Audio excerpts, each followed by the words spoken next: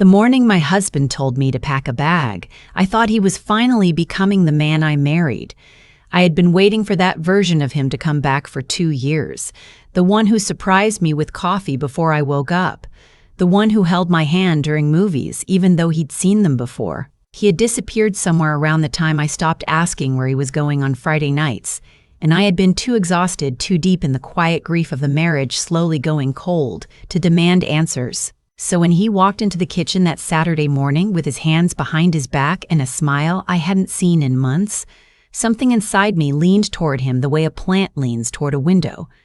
"I booked you something," he said. He pulled out a printed reservation confirmation and slid it across the counter like a peace offering. 3 nights at Harborview, the one up in Monterey you always talk about. Spa package, ocean view, the whole thing. I picked up the paper. Harborview Coastal Resort. Check in that afternoon.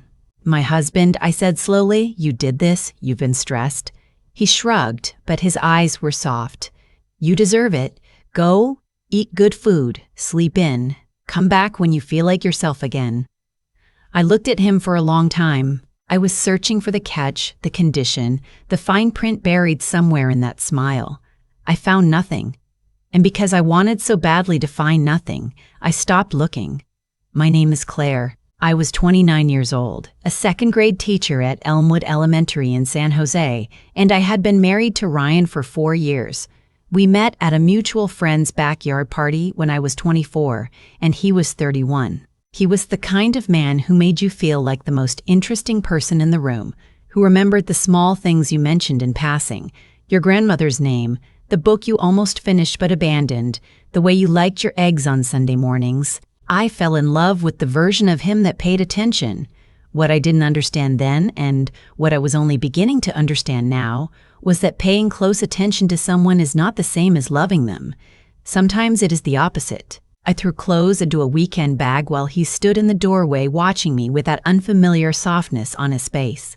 He carried my bag to the car.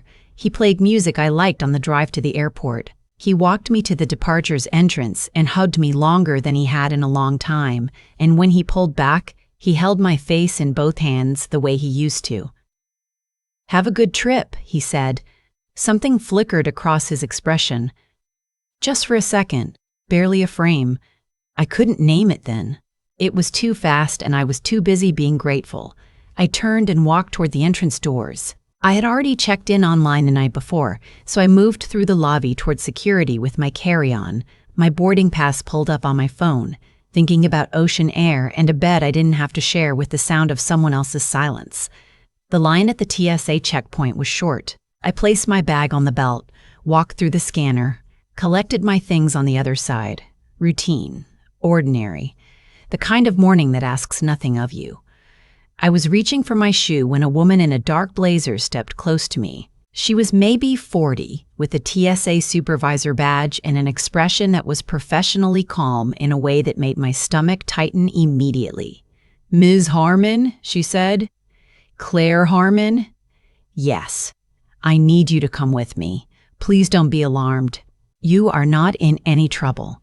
She said it quietly, leaning slightly toward me in the tone of someone who has delivered versions of the sentence before and knows exactly how it lands. "But I need 5 minutes of your time before you board." I followed her through a door marked "Staff Only," down a short hallway and into a small room with a table, 2 chairs, and a box of tissues on the windowsill that told me this room had seen difficult conversations before. She sat across from me and folded her hands on the table. "Ms. Harmon, I'm Supervisor Delgado. This morning we received a joint alert from the San Jose field office of the FBI. It was flagged to our checkpoint because your name appeared on a reservation departing this terminal today." I stared at her. "I don't understand. Your husband, Ryan Harmon, has been under a financial crimes investigation for approximately 7 months. This morning, agents obtained a warrant and made contact with an associate of your husband's, a man named Troy Vasquez. During that contact, a series of text messages was recovered."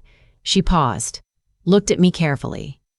"Ms. Boss, Harmon, in those messages, your husband asked this man to, quote, take care of things while you were away. He referenced your life insurance policy by its policy number." The room didn't move, but I felt like I had. He? What? We believe your husband may have arranged for harm to come to you during this trip. We are still confirming the details, but I was instructed to hold you here until agents could speak with you directly. She reached across the table and slid a business card toward me. An agent is on his way now. You are safe. You are not getting on that flight. For a long time, I said nothing. I was aware of the fluorescent light above us, steady and indifferent. I was aware of the tissues in the box by the window. I was thinking about how he had held my face in both hands 20 minutes ago at the curb, and how the expression that flickered across his face for one frame had not been tenderness. I understood now what it was. It was relief. He thought he was already done with me. The agent who came was named Flores. He was younger than I expected, with a careful, unhurried way of speaking that I would later understand was deliberate, designed to keep someone like me, in a moment like this, from coming apart entirely before he needed me to hold together. He sat down, opened a folder, and began laying out the last 2 years of my marriage like evidence at a crime scene. Ryan had been a financial advisor at a mid-size wealth management firm for 6 years. Clean record, strong client base, the kind of professional reputation that made people trust him with large sums of money. What his clients did not know, and what his employer was only beginning to discover, was that for the past 3 years, Ryan had been skimming. Small amounts at first routed through shell accounts, invisible in quarterly audits, then larger amounts, then catastrophic amounts. By the time the FBI began looking, the number was $1.4 million. I sat very still while Agent Flores told me this. I thought about the way Ryan had started working late. The way he'd switched to a new phone plan, a personal account separate from ours. The weekend trip to Portland, he said, was a conference. All the small distances he had placed between us, one quiet inch at a time, and how I had let him because I told myself that space in a marriage was healthy, that trust meant not asking every question. Where did the money go? I asked. Flores glanced at the folder. A portion went to personal expenses, a second apartment in Santa Clara, travel, restaurants, gifts. He stopped there, but the pause said everything a pause can say. A second apartment. How long? My voice came out flat and careful, like I was asking about someone else. We believe the apartment has been active for approximately 18 months. 18 months. My husband had kept an entire second life for 18 months, 3 miles from our house, while I packed lunches for 7-year-olds and came home to a man who was disappearing and told myself it was just a hard season. A phase. Something we would get through together if I was patient enough. I pressed my hands flat on the table. You said a life insurance policy, I said. Flores nodded slowly. 6 months ago, Ryan took out a $2 million policy on your life. He listed himself as sole beneficiary. He did not inform you of this policy. No, I said. He didn't. The text recovered from Vasquez's phone this morning suggests that Ryan intended for something to happen to you during this trip. Vasquez has a prior arrest for assault and a known connection to an individual currently serving time for a contract-related charge. He let that settle for a moment. Miss Soler, Harmon, we believe your husband hired Troy Vasquez to ensure you did not return from Monterey. There is a kind of fear that does not announce itself loudly. It does not shake you or pull tears from you in the moment. It settles into your bones like cold water, slowly from the inside. That is what I felt sitting in that room. Not panic, not tears, just a deep, pervading cold and the realization that the man who held my face at the curb this morning had looked at me and calculated something. I thought about the spa package, the ocean view room. The way he'd said, come back when you feel like yourself again. He never expected me to come back at all. The next 4 hours were the longest of my life. I was moved to a private room in the airport security office, offered water and a phone charger I didn't need because I couldn't look at my phone. An agent drove to the Harborview Resort and confirmed that Troy Vasquez had checked in the previous evening under a different name. He was apprehended without incident in a parking lot near the marina. Ryan was arrested at our house at 2:15 in the afternoon. I know this because one of the agents told me, watching my face carefully when he did. I didn't cry. I nodded once. I thought about the drive to the airport, the music I liked playing, the peace offering on the kitchen counter. I thought about how thoroughly I had been managed. In the weeks that followed, more layers peeled back, each one revealing something underneath it that I had been looking at for years without seeing. The woman in the Santa Clara apartment was named Jessie. She was 26. She had believed, until 3 days before Ryan's arrest, that he was separated and in the process of finalizing a divorce. When agents contacted her, she cooperated immediately. She had no idea about Vasquez. She had no idea about the insurance policy. She gave them everything she had: texts, emails, photos, a handwritten note Ryan had given her that included language agents later described in their report as significant to establishing intent. Jessie was not the villain of this story. She was someone else he had lied to. Ryan had also, I discovered, drained our joint savings account over the course of 14 months. Not all at once. Nothing he did was ever all at once. Small withdrawals, routine-looking transfers, moved into an account I didn't know existed. When I finally looked at the balance on the joint account the day after his arrest, there was $412 left. From $63,000. I sat in our kitchen with my laptop open, looking at $412, and I thought about every time he had suggested we simplify our finances, every time he had volunteered to handle the bills, every time I had thanked him for taking that off my plate because I was tired, because I trusted him, because partnership was supposed to mean something. I called my sister that evening. She drove down from Sacramento and stayed with me for 2 weeks, sleeping on the other side of the bed, the way we used to when we were children during thunderstorms.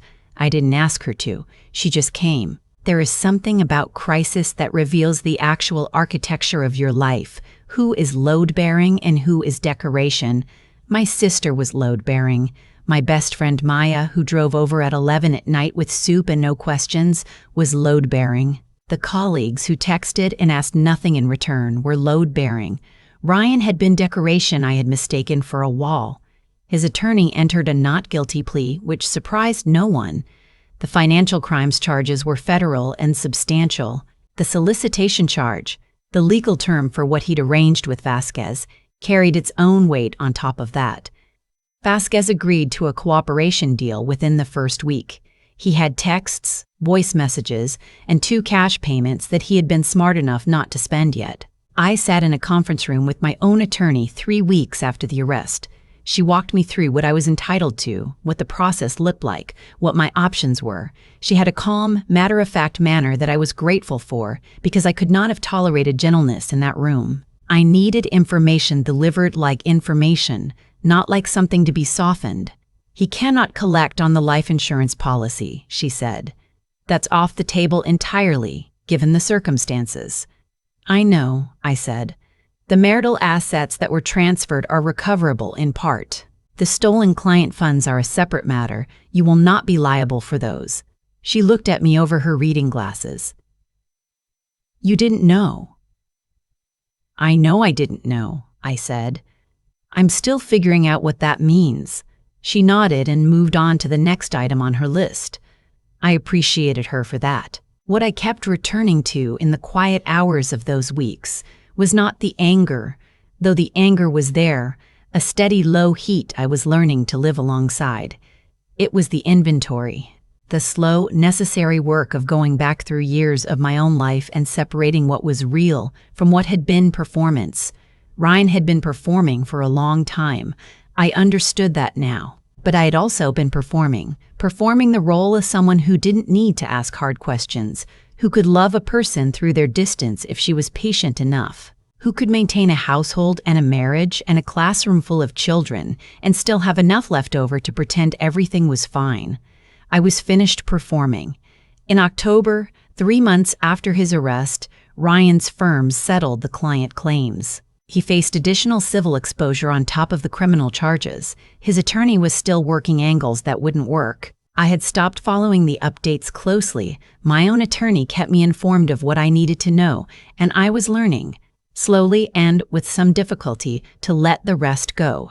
I went back to teaching in September, 2 weeks after the arrest. My principal had offered me as much time as I needed, but I wanted to go back. I wanted to sit in a room full of 7-year-olds who needed me to be present and ordinary, who would hand me crayon drawings and ask me to read to them and have no idea that anything in my life had changed. That kind of ordinary felt like medicine. Maya came with me to the courthouse for Ryan's preliminary hearing in November. I wore a gray coat and sensible shoes, and I sat in the third row and I watched him walk in. He looked smaller than I remembered. He looked at me once, and I watched his jaw tighten, and then I looked away and did not look back. Outside the courthouse, Maya squeezed my hand. "You okay?"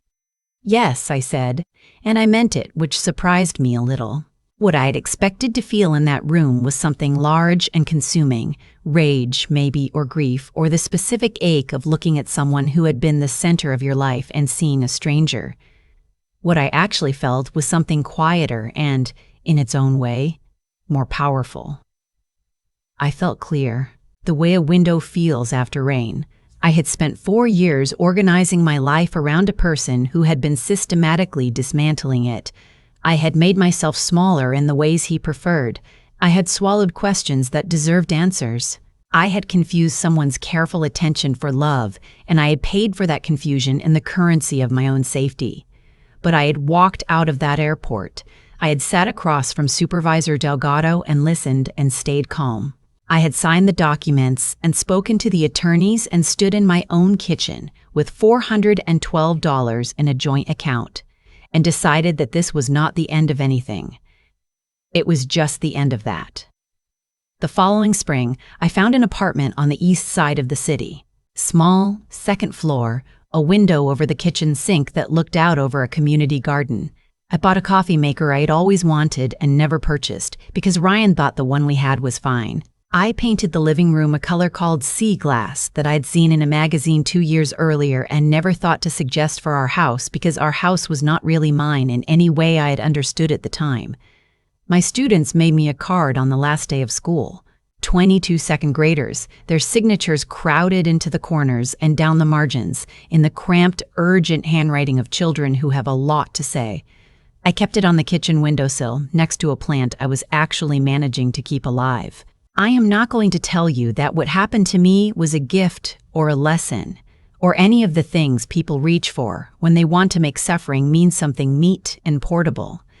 What happened to me was a betrayal so thorough that it took months to understand its full dimensions. What happened to me was a man looking me in the face and calculating whether I was worth more to him alive or dead and deciding on dead. But I'm also not going to tell you I am broken, because I walked out of that airport. And every morning since, I have walked out of whatever is asked of me, and I have kept going. Supervisor Delgado sent me a brief email 6 months after the arrest. She said she was glad I was okay. She said she hopes things were better. She didn't ask for anything in return. I wrote back and thanked her, and I meant every word of it. And I thought about how a stranger paying attention to the right detail at the right moment had changed the entire direction of my life. How I had been standing at a departure gate about to board a flight, and she had stepped quietly into my path and said simply, "Come with me. You need to hear this." I think about that a lot. I think about the version of that morning that didn't have her in it. I think about it and then I let myself put it down, because I am still here, and the window over my kitchen sink looks out over a garden, and there is coffee I made exactly how I wanted it. The beginning looks like this. It is smaller and quieter and more ordinary than I expected. It is a second-floor apartment and a plant that is still alive and 22 children who drew their names in the margins of a card I will probably keep forever. It is waking up in the morning and not having to search for the catch. It is enough. It is more than enough. It is the first honest thing I have had in years.